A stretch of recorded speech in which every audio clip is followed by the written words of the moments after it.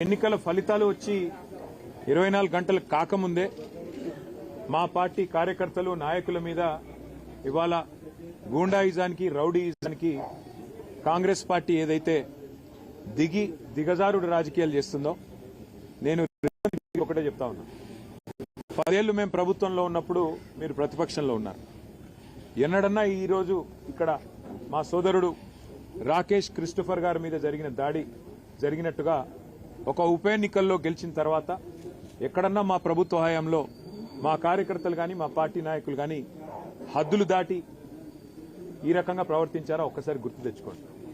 ఒకవేళ మేము కూడా ఆనాడు 7 ఉప ఎన్నికల్లో 2 కార్పొరేషన్ ఎన్నికల్లో జిల్లా పరిషత్ ఎన్నికల్లో గెలిచిన తర్వాత విజయ గర్వంతో విరవీగి నిన్న మీ వాళ్ళు ప్రవర్తించినట్టుగా మా పార్టీ గుర్తైన కారు గుర్తుని ఏదో ఊరేగింపు చేస్తూ అవహేళన చేస్తూ చిల్లరగా ప్రవర్తించుంటే ఇవాళ మీరెక్కడ ఉండేటోళ్ళో ఆలోచించుకోండి.